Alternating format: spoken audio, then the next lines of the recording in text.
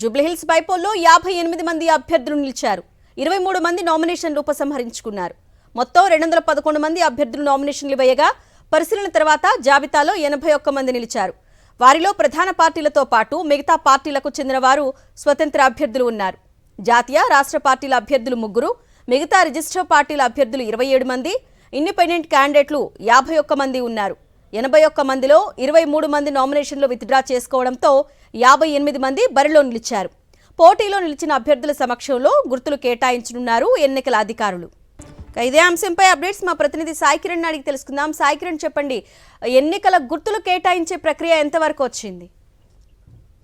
సరేనా, మొత్తానికి జూబ్లీహిల్స్ ఉప ఎన్నికల పోరులో ఫైనల్ అభ్యర్థుల సంఖ్య తేలింది. మొత్తం 58 మంది అభ్యర్థులు విత్డ్రాల అనంతరం 58 మంది అభ్యర్థులుగా కూడా తేలింది. మొత్తం 81 మంది అభ్యర్థులు స్క్రూటినీ అనంతరం ఉంటే అందులో విత్డ్రాలు 23 మంది చేసుకోగా ఫైనల్ అభ్యర్థులు 58 మందిగా కూడా తేలారు. సో వీరికి ఎన్నికల కమిషన్ గుర్తులు కేటాయించింది. ఎవరైతే రికగ్నైజ్డ్ పార్టీలు నేషనల్ అలాగే రీజనల్ పార్టీలు వాళ్ళ గుర్తులు పోను, రిజిస్టర్డ్ పార్టీలు అలాగే ఇక్కడ ఇండిపెండెంట్ గా ఎవరెవరైతే వేశారో వాళ్ళకి ఫ్రీ సింబల్స్ లో వాళ్ళకి కేటాయిస్తారు. మొత్తం 58 మంది అభ్యర్థులు జూబ్లీహిల్స్ ఉప ఎన్నిక బరిలో పోటీ పడబోతున్నారు.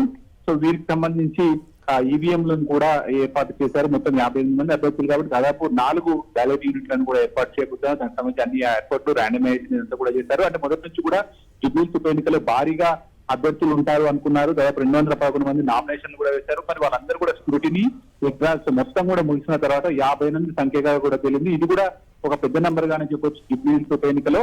మరి ఈ ఇంత నంబర్ ఉన్నప్పుడు ఏ పార్టీకి నష్టం ఉంటుంది? ఎందుకంటే ఒక ఓటర్ కూడా కొంత కన్ఫ్యూజన్ ఉండే అవకాశం ఉంటుంది. రైట్.